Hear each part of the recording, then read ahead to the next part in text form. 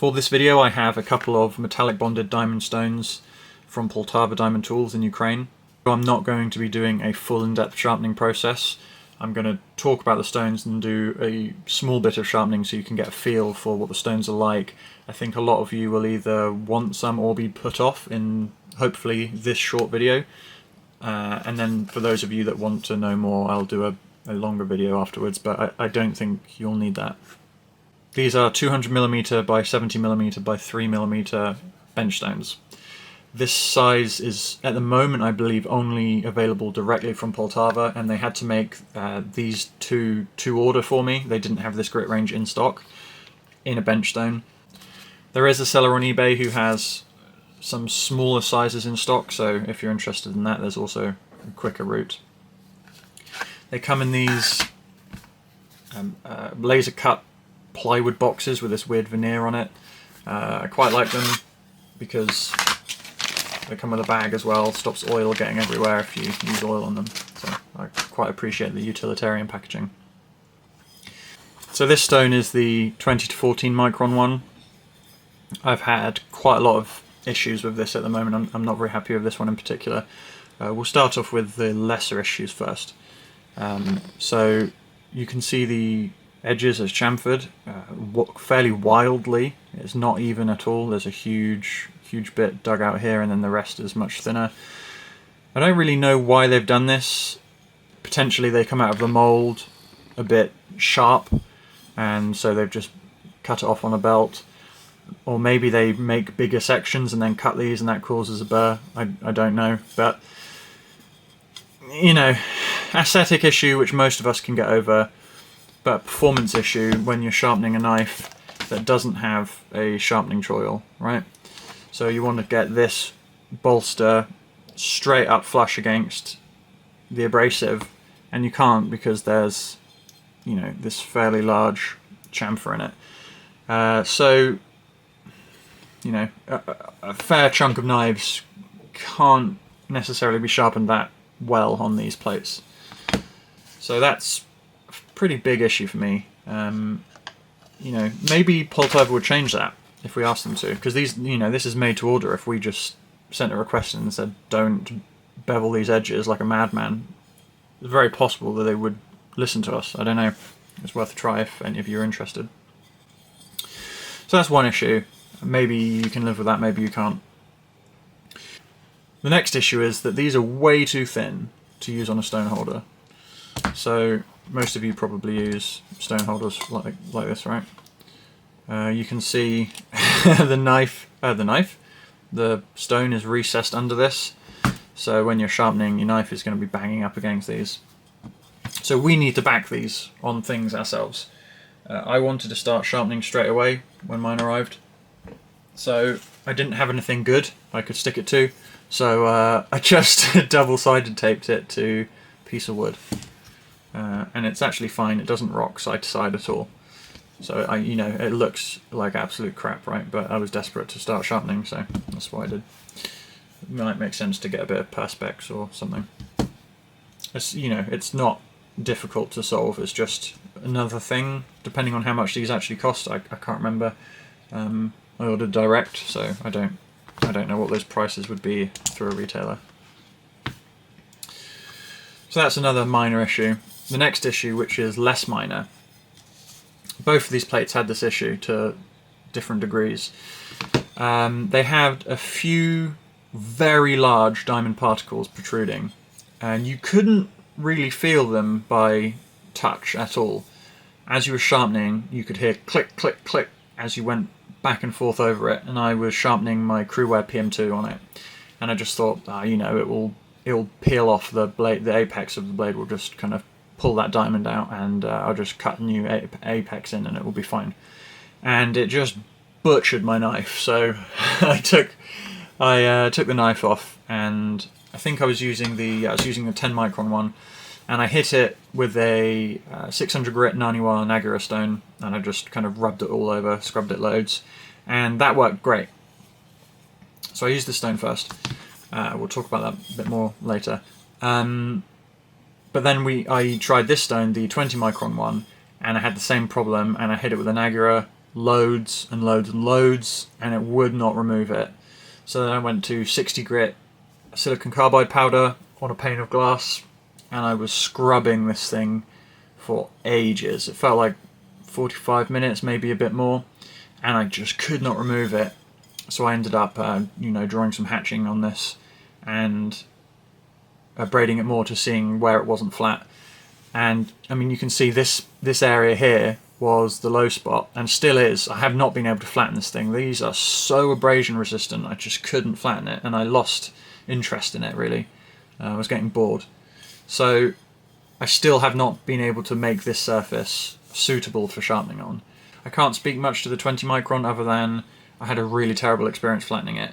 I reckon most of you guys would probably end up sending this back because it comes in an unusable state and it takes a huge amount of time to make it usable.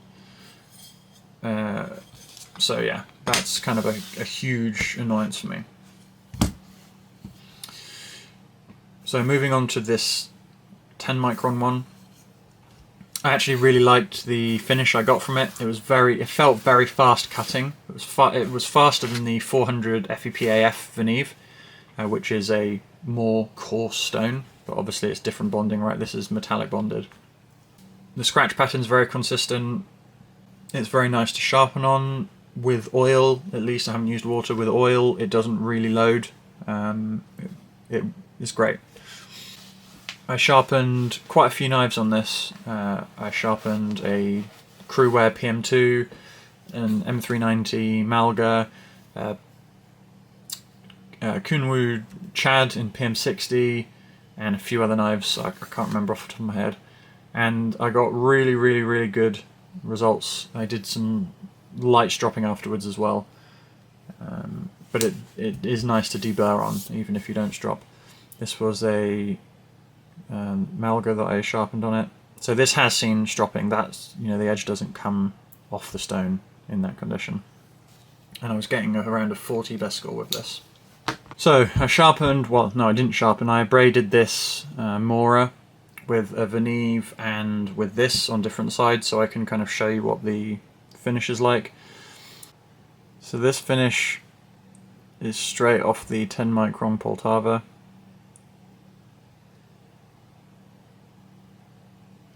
This finish is off the 400 Veneve. So the 400 Veneve is a much brighter, shinier finish, and it's slower cutting, obviously. You can tell by the scratch pattern. Despite being a coarser grit stone. There seems to be just less grain protrusion. That's my guess anyway.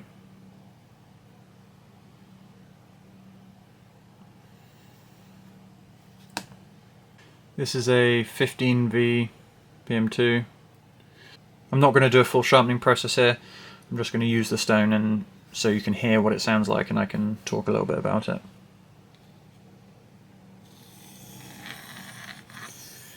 So for those of you that have used the Veneve 400, this feels a lot more grabby, it's higher friction. I guess that's because there's more grain protrusion. Well, if there is, it seems to cut like there is. It's very smooth. You can very easily, because the plate is so hard, you can very easily feel where the apex is, where your bevel is, and what angle you need to hold.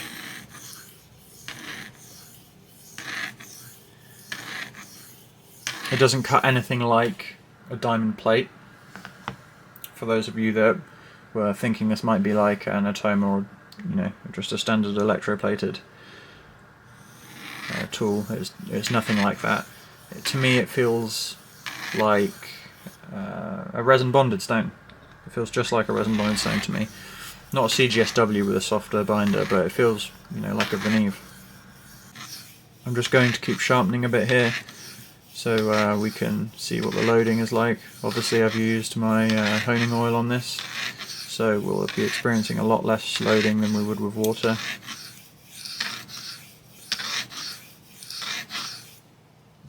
You can see all the swarf is suspended in the oil. and when we wipe that, the plate will be left clean. You can see how much swarf is coming off on the tissue, and the plate underneath is clean. So this is pretty fine, you know, 10 microns. And if you use oil with this, we experience very little loading. I can't say for the longevity of the plates because I just haven't used them enough.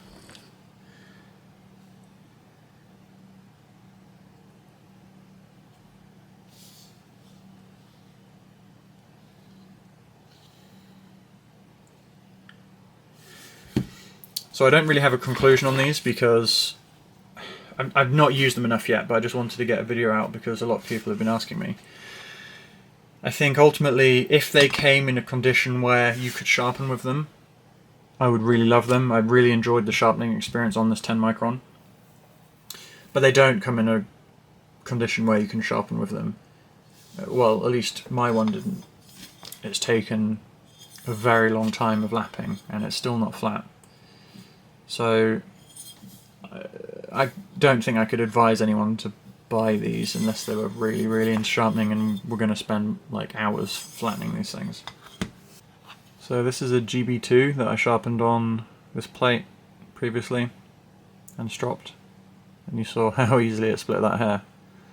So yeah, I really like this plate, but I don't know if I could advise anyone buy it. For anyone that stayed this far, thanks for watching and supporting the channel. I've recently brought out a honing oil which is incredible for resin bonded stones. It reduces loading by, you know, 90%. So much better than water, so much better than mineral oil. It's really good. And it doesn't have any isoparaffinic hydrocarbons in it, so it's completely safe, it's plant-based, it's biodegradable. It's pretty amazing, so you should pick some of this up.